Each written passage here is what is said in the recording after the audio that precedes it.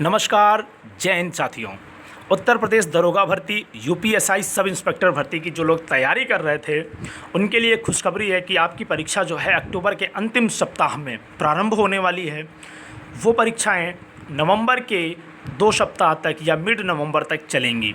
ठीक है, आज भर्ती से परीक्षा का जो भी संभावित कार्यक्रम है वो लगभग जारी हो गया है। भर्ती बोर्ड ने बताया है कि लगभग 12 लाख अभ्यर्थियों ने आवेदन किया था, जिनकी परीक्षाएं वो अक्टूबर के अंतिम सप्ताह में कराने जा रहा है। परीक्षा का कार्यक्रम लगभग तय है। अब आपके लिए खुशखबरी तो है ही कि आपकी परीक्षा की डेट अनाउंस हो चुकी है, लेकिन अब आप देखें तो आपके पास करो या मरो की स्थिति है। आपके पास 2 महीने का भी वक्त है। हम कह लें कि 50 से 60 दिन का वक्त है, जो आपके पास बहुत ही महत्वपूर्ण दिन है। 50 से 60 दिन का समय महत्वपूर्ण दिन है, करो या मरो के दिन है। उससे ज़्यादा आपके पास पर्याप्त समय भी है। परेशान होने की बिल्कुल भी ज़रूरत नहीं है। 2 महीने का समय पर्याप्त होता है किसी भी परीक्षा को रिवाइज़ करने का, उसका सिलेबस रिवाइज़ करने का। ठीक है, तो आपके पास पर्याप्त समय है। आज अमर उजाला में आया था, आपको मैं पढ़ के सुना देता हूँ कि उत्तर प्रदेश पुलिस उप निरीक्षक 9,534 पदों की जो भर्ती थी, ठीक है, उसकी परीक्षा अक्टूबर के अंतिम सप्ताह में शुरू होगी और ये परीक्षा नवंबर के दूसरे सप्ताह तक चलेगी। भर्ती बोर्ड इस पर तैयारी कर रहा है। जो इनपुट है उस हिसाब से ये कंफर्म है कि परीक्षा अक्टूबर लास्ट या नवंबर के फर्स्ट वीक में हर हाल में प्रारंभ हो जाएगी। आगे भर्ती प्रक्रिया कब तक समाप्त होगी इसके संबंध में, क्योंकि आगे चुनाव की आचार संहिता लागू होने वाली है, इसलिए भर्ती बोर्ड पूरी इन तैयारियों के साथ कि दिसंबर तक भर्ती प्रक्रिया पूर्ण कर ली जाए, इस संबंध में भर्ती की पूरी तैयारी कर रहा है। लगभग 12 लाख परीक्षार्थियों ने आवेदन किया था।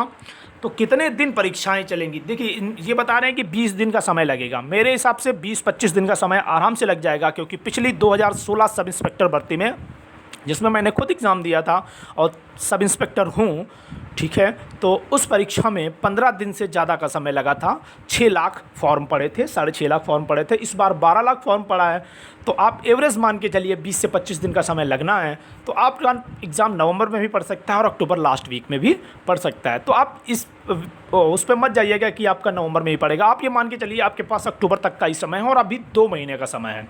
2 महीने में आप काफ़ी कुछ कर सकते हैं। अब क्या है, ये भर्ती प्रक्रियाएं, जैसे आपका नवंबर में एग्ज़ाम हो गया, उसके 2 या 5 दिन के बाद भर्ती बोर्ड सारी आंसर की अपलोड कर देगा। आंसर की पर आपकी आपत्तियां मांगेगा अगले 5 दिन, और फिर उसके बाद फाइनल रिजल्ट या रेस के लिए या अगली चरण के लिए भर्ती के आपका फाइनल रिजल्ट जारी करेगा। उस रिजल्ट पे आपको आगे की प्रक्रियाएं होंगी। जो लोग परीक्षाओं में आगे पास होते रहेंगे, फिर फाइनल रिजल्ट दिसंबर तक उनका बनाने का लक्ष्य है। तो आप लोग लग जाइए पूरी तरीके से। करना क्या आपको, हिंदी, मूल विधि, जीएस और रीजनिंग, चारों सब्जेक्ट को आपको मजबूत रखना है। इस बार 35% कट ऑफ है। 35% कितना है पर सब्जेक्ट, यानी सेक्शनल कट ऑफ जो रहेगा इस बार 35% रहेगा। पिछली बार 50% था, इस बार 35% है। 35% के हिसाब से आपको 20 में से कितने क्वेश्चन करने हैं? 14 क्वेश्चन, 14 क्वेश्चन 20 में से करने हैं प्रत्येक विषय में। आगे क्या करना है, केवल 14 क्वेश्चन ही नहीं करने हैं, कम से कम जो आपका टफ सब्जेक्ट है उसमें भी आप 20 कोशिश करिए कि 20 क्वेश्चन आपके सही हो जाएं, 40 में 20 सही हो जाएं।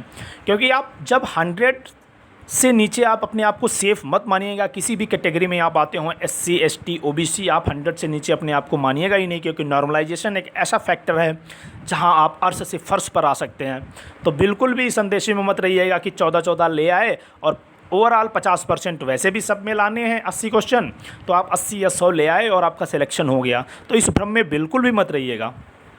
आपको 120 क्वेश्चन का लक्ष्य रखना है। आप किसी भी कैटेगरी में आते हैं, फिर वो नॉर्मलाइजेशन से आपका कम ज़्यादा होगा, वो अलग बात है। ठीक है, आपको 120 क्वेश्चन का टारगेट रखना है। 120 का टारगेट रखेंगे, निश्चित तौर पर सफल होंगे। मेरी तरफ से आपको शुभकामनाएं। ठीक है, ऑल द बेस्ट। जय हिंद। लग जाइए। जय हिंद।